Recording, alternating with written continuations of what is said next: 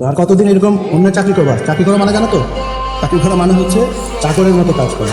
আমি বুঝি না তোমরা এখনকার ছেলেপেলেরা কেন যে মানে শুধু চাকরির পেছনে ছোট।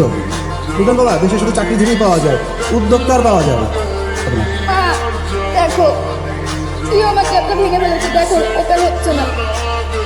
হায় হায়, এটা তুমি কি করছো পিউ? তুমি জানো এটার দাম কত? ওর খালা অস্ট্রেলিয়া থেকে এটা পাঠিয়েছে, 1 লাখ টাকা দাম। হ্যাঁ বলুন বাচ্চা না, ওকে এত কিছু বোঝে? আচ্ছা তুমি আমার কাছে, হ্যাঁ বলো।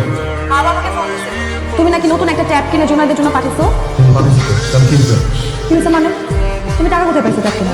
আরে টাকা আমিও দিছে, কালকে ঘটনা শুনে ও খুব রাগ করছে। বললো যে খেলতে গিয়ে ভাসতে একটা জিনিস দপ্তর করে ফেলছে, এর জন্য এত কথা শোনার কি আছে। এটা আমার খুব খারাপ লাগছে, তাই আমাকে টাকা দিচ্ছে আর আমি টাকা দেখে ট্যাব কিনে পাঠিয়েছি। আমি জানতাম এটা সামুল ভাইয়েরই কাজ হবে। তোমার বন্ধু ভাগ্য দেখলে যে কাল হিংসা হবে। এটা একটা দুঃসংবাদ আছে। দুঃসংবাদ? হ্যাঁ, আয়া তো মহা বিপদে পড়ছে।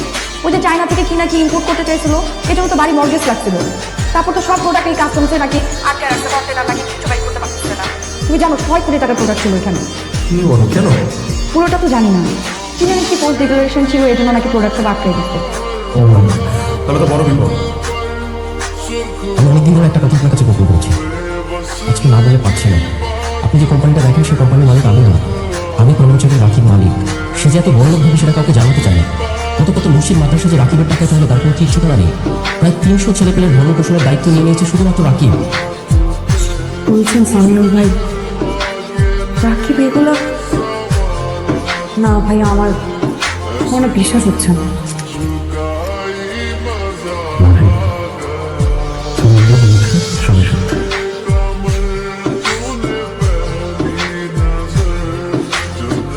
সংখ্যাটা হ্যাঁ, আপনার ব্যাংক লোনের পরিমাণ তো এটাই ছিল নাকি? আপনি শুধু না দিয়ে বড় হয়নি, আপনি আমার বড়, আর আপনজনদের বিপদের পাশে দাঁড়ানো তো উচিত, তাই না? ভাই মানে আমি কি মনে হচ্ছে অনেক সময় ছোট করে কিছু বলে ফেলছি ভাই। আমি ক্ষমা করছি। না ভাইয়া প্লিজ, আপনজনদের কখনো ক্ষমা চাইতে হবে না। আপনি লোনটা শোধ করে বিজনেসটা আবার শুরু করেন, but this time you have to promise me যে আপনি বিজনেসটা আমার করতে করবেন। বাবা, একটা অনুরোধ করতাম, এই পুরো বিষয়টা